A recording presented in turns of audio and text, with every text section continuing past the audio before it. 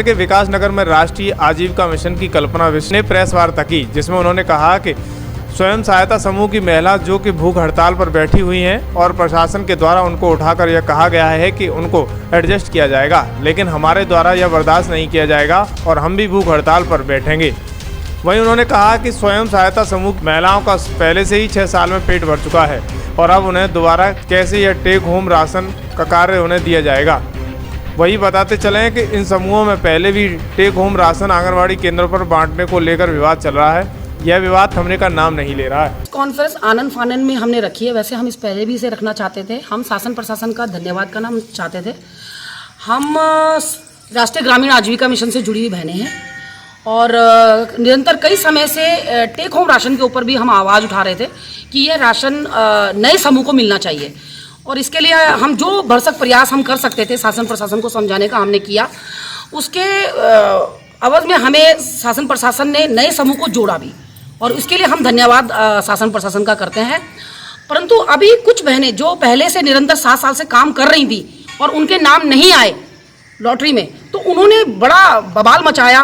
पहले तो आंगनवाड़ी केंद्रों में बवाल मचाया, राशन नहीं बांटने दिया, मतलब अपनी मनमर्जी, कभी रिपोर्टरों को साथ में लेके जाना, कभी मतलब ये बताना कि फिर वो पुराने कोई दस्तावेज हमको दिखा रही थी आंगनवाड़ियों को कि 2015 में जब ये चीज़ फाइनल हो चुकी है। आपने अगर दस्तावेज दिखा रहे थे, क्या फर्जी दस्तावेज हो सकते हैं? फर्जी दस्तावेज नहीं है, फर्जी दस्तावेज नहीं है, वो भी हम ये नहीं कहेंगे क्योंकि वो न्यायालय द्वारा है कि जो आंगनवाड़ी हैं उनको माता समिति जो आंगनवाड़ी की होती है उसको कोई वाध्य नहीं कर सकता है सामान लेने से, कहीं से भी कि यहाँ से लेना वहाँ से लेना है। तो उसकी वो जो समूह की वो बहन थी वो उसकी वो बता रही थी कि नहीं, जो मतलब वो दिखा रही थी, कागज़ दिखा रही थी।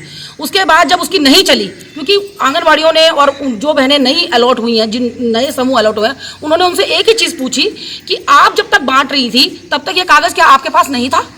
जब आप बांट रही थी तब कोई कानून नियम नहीं था और जब हम बांटने लगे तो नियम और कानून बन गए। परंतु शासन प्रशासन ने हमारा साथ दिया, नए समूह का साथ दिया, राशन बटा, बड़े अच्छे तरीके से बटा।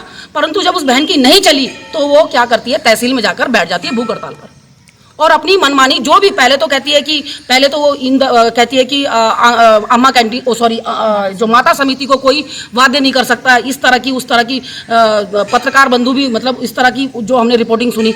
परंतु बाद में जब उन्हें उठाया जाता है, कौन सा दबाव था, क्या कारण था, क्योंकि मैंने सुना उनका 8-9 महीने से कुछ पेंडिंग में था। वो तो हम चाहते हैं कि सरकार देखिए पेंडिंग किसी का ना छोड़े। तो मैडम आप आगे क्या चाहते हैं? कि हमारा ये कहना है कि हमने जो हमें मालूम पड़ा है, जो हमें पता किया गया है कि आश्वासन देके उन्हें उठाया गया है कि उनको आगे एडजस्ट किया जाएगा। देखिए जहां तो हमें मालूम है सहसपुर हो गया, विकास नगर हो गया, आपका ये कालसी ब्लॉक हो गया, 2-3 ब्लॉक है जहां पे सारा अलॉट हो चुका है नए समूह को।